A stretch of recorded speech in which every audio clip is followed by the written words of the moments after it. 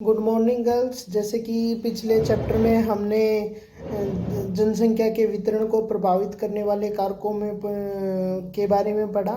तो इस बार हम जनसंख्या के वितरण को प्रभावित करने वाले कारक के बाद जनसंख्या से जुड़ी विभिन्न अवधारणात्मक पक्षों की बात करेंगे। सबसे पहले जो अवधारणात्मक पक्ष है वो है ऑप्टिमम पॉपुलेशन यानी अनुकूलतम जनसंख्या। अनुकूलतम जनसंख्या या ऑप्टिमम पॉपुलेशन से हम क्या समझते हैं? तो ऑप्टिमम पॉपुलेशन का जो हिंदी में अर्थ है वो अनुकूलतम जनसंख्या है। अनुकूलतम का अर्थ है कि कितनी जनसंख्या किसी स्थान के लिए अनुकूल है। अनुकूल होने का अर्थ यानी ऑप्टिमम है। तो अनुकूलतम जनसंख्या की अवधारणा है वो सापेक्षिक देखी जाती है, यानी वो किसी के संदर्भ में रख के समझी जाती है कि कितनी ऑप्टिमम होगी, कितनी जनसंख्या किसी स्थान के लिए अनुकूल है। मान लीजिए फरीदाबाद है आपका, फरीदाबाद में आपकी कितनी पॉपुलेशन उस जगह के लिए अनुकूल है। तो यह जो सापेक्षिक संदर्भ देखा जाता है, यह देखा जाता है कि वहाँ संसाधनों की उपलब्धता क्या है।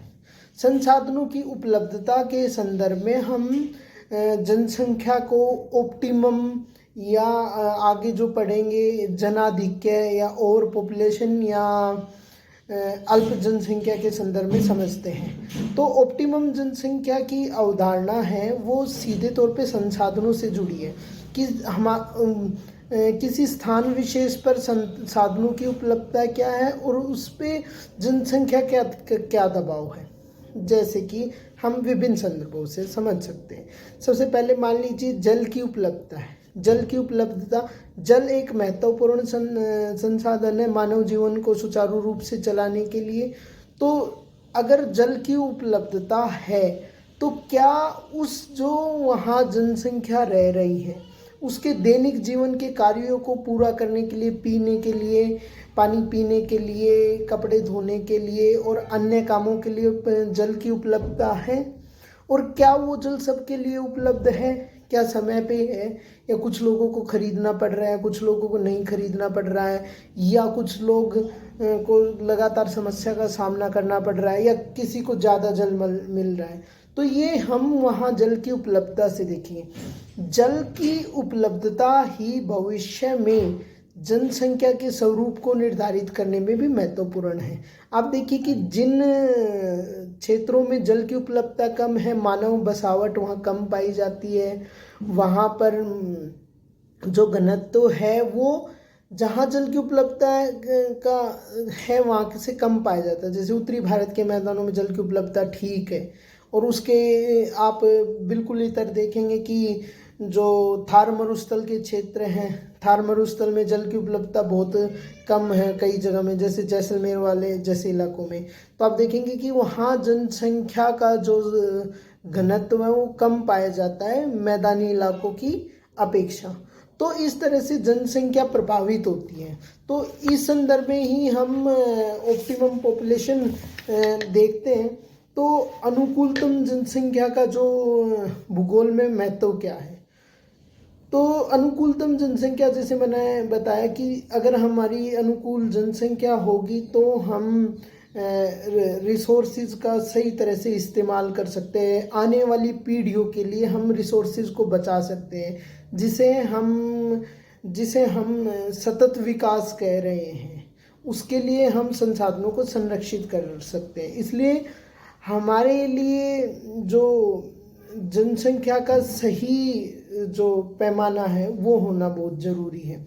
आप इसके लिए जैसे डाल्टन है, डाल्टन ने फॉर्मूला भी दिया है कि आपकी एक्चुअल पॉपुलेशन क्या है। एक्चुअल पॉपुलेशन मान लीजिए आपकी फरीदाबाद की ऑप्टिमम पॉपुलेशन मानी जा रही है कि फरीदाबाद 100 लोगों के लिए ठीक है, 100 लोगों के लिए संसाधन उपलब्ध है और ये ऑप्टिमम पॉपुलेशन होनी चाहिए। लेकिन एक्चुअल पॉपुलेशन है 200। तो आप 200 पॉपुलेशन है तो आपके पास ओवरलोड कितने का? 2 ओवरलोड है, ठीक है। अगर आपके ऑप्टिमम पॉपुलेशन भी 100 है और आपकी एक्चुअल जनसंख्या भी 100 है तो आप पे दबाव कितना? आप पे 0 दबाव है।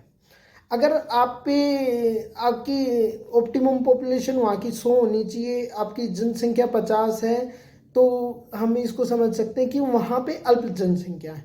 तो इन संदर्भों में हम ऑप्टिमम जनसंख्या तक पहुँचने की समझ को विकसित कर सकते हैं। और ऑप्टिमम पॉपुलेशन की तरफ हमें आगे बढ़ने के लिए जनसंख्या नीतियाँ किस तरह से निर्धारित होंगी, सरकार यह कार्य करती है।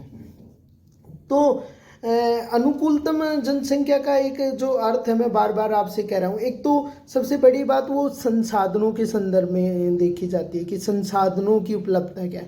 दूसरा, जीवन की गुणवत्ता, यानी आपके जीवन की गुणवत्ता को किस तरह से जनसंख्या प्रभावित करती है, इसके संदर्भ में हम जनसंख्या के दबाव को समझते हैं। तो जैसे कि आप भोजन ही है, भोजन को समझ सकते हैं।